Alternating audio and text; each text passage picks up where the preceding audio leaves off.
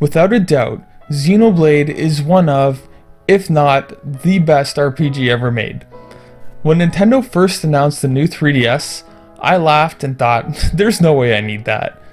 But then they ported this title and I bought it immediately. And I'm happy I did. You may not have a Wii or a new 3DS, but you need to hunt this masterpiece down and play it anyway, because if you love JRPGs and haven't played Xenoblade, you're like a movie aficionado who's never watched Citizen Kane. Okay, that's a little dramatic, but Xenoblade Chronicles is one of the best RPGs of my era. Released by Nintendo in 2011, this action RPG mixes a fantastic story in with a fantastic battle system and everything else you'd want from an RPG and more. If you want this review in 4 words, I'm really feeling it. The story of Xenoblade is similar to Star Wars, in that it's not really original content, but it mixes so many epic stories you've heard of before into one. The setting of Xenoblade originated in a world that was nothing but endless ocean, until 2 great titans, the Bionis and the Mechonis, came into existence. The 2 titans fought a timeless battle, until, with one final strike, only their corpses remained, forever locked in combat. Eons later, new forms of life arose on the corpses of the 2 titans. Sometime after this, the Homs, a race of beings virtually identical to humans, began fighting for survival against the Mechon, the war machines of the Mechonis. The protagonist of the game is an 18-year-old male Homs named Shulk, who lives in Colony 9 of the Bionis. When the colony is attacked by the Mechon, he obtains the Monado, a legendary blade wielded by the Bionis itself that is capable of damaging the Mechon and granting its wielder the ability to see into the future. When a friend is killed by a mysterious faced Mechon in the attack, Shulk ventures across the Bionis with his friends to stop the Mechon invasion and avenge his friend's death. The actual plot of Xenoblade is nothing you haven't seen in an RPG before, but it molds a lot of these familiar themes together and makes something fresh. The plot is very reminiscent of the Terminator meeting Final Fantasy, and it's as awesome as you imagined. There are many great twists and turns, and it kept me well engaged for 55 plus hours. Although the game's story isn't especially groundbreaking, the characters are. If this cast was underdeveloped or not as interesting, then you wouldn't really care about the plot at all. However, this game goes out of its way to create these really memorable, fleshed out characters. These characters aren't one-dimensional either. Shulk is a great lead character. Unlike the typical RPG hero, Shulk isn't overly energetic, has spiky hair, and is generally stupid. He's thoughtful, careful, and brave, but he has a tendency to shut other people out as well as the world around him. He questions himself and his morals a lot, but not to the point where it's annoying and emo. Ryan is the big, dumb, lovable guy, but he has a down-to-earth way of interacting with people, and you can really see just how amazing he is at reading people and their emotions, so it really makes sense that he and Shulk balance each other out as best friends.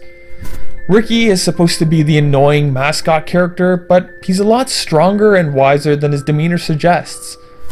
I could go on, but the point is that all of the characters have multiple dimensions that make the interaction and the story of this game really worth it. Let's get into the gameplay, and I'm gonna be blunt here. I could spend hours talking about the gameplay and how it's downright orgasmic, but I'll quickly just run through the highlights of why this game is fantastic. I usually hate one-liners that teenagers squeal in RPGs, but Xenoblade is different because the voice acting is excellent.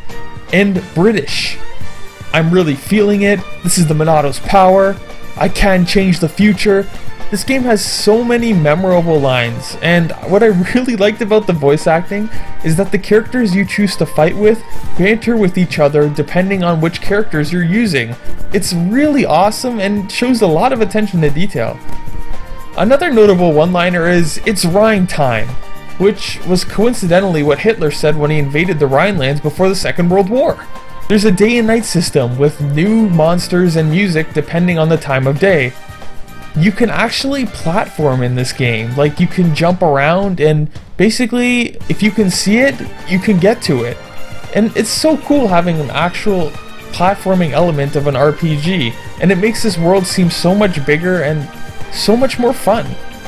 There's tons of side quests to find with cool rewards like extra experience and new items. These side quests are varied, and there's a ton of them to keep you going for well over 100 hours. There's the heart-to-heart system. Basically, when you fight with characters, they have this kind of affinity. And what affinity means is that the characters get along, and what this means is that you're stronger in battle, and what you can actually do is find these locations called the heart-to-hearts, where characters will have conversations with each other, and you learn a lot about the characters and their relationships. There's gem crafting, which is kind of like the materia system in Final Fantasy VII. You have tons of skills to learn, which you can level up and use with other characters based on affinity. You heal automatically after every battle, which was such a smart decision. This saves so much time. Isn't that an annoying thing about so many RPGs, when you get into a fight and then all of a sudden you're at low health and you have to put in potions only to do that 5 minutes later after the next battle? Yeah, not here. So cool. You can see enemies on the overworld and use like a little timing based puzzle to go and start an attack or sneak up on them. You have creativity in how the battle starts. The game doesn't even bother with game overs, it just brings you back to the last checkpoint without any bells and whistles. It's fantastic. Another great thing about this game is that there are no game overs. If you die, which you probably will a lot, the game doesn't waste your time by going back to the title screen and reloading a save. All it does is just a quick blackout screen and then you're back at the last checkpoint. What a way to save time! Another great thing is that in battle, Shulk can use his Monado to see future attacks. So what you can actually do is, ahead of time, see the kind of attack the enemy is going to do, and you can react to it accordingly. Meaning that you can go up to players and tell them what's going to happen, you can use a certain defensive spell, anything. It's really cool. There's a great cast of characters to play as, and nobody sucks. You'll find yourself using a bunch of different combinations, and the game really encourages you to experiment a lot. There's the landmark system, where instead of running from location to location, you can easily jump from location to location by just using certain landmarks as checkpoints, and you can quickly travel across the world in seconds. The game's story doesn't stop moving. It's always 55 hours of constantly new twists, new something, new developments. It's a lot of fun. The battles are really fluid and enjoyable. You'll actually really want to go and fight every enemy you can because the battle system is so fun. You have unique arts and stats for characters that you can level up. The game's difficulty is never too bad, but it's not easy. It's that great balance. The equipment that you put on characters not only shows up in battle, but it shows up in cutscenes and everywhere else too. That's an awesome touch, especially if you want to play as hipster Shulk.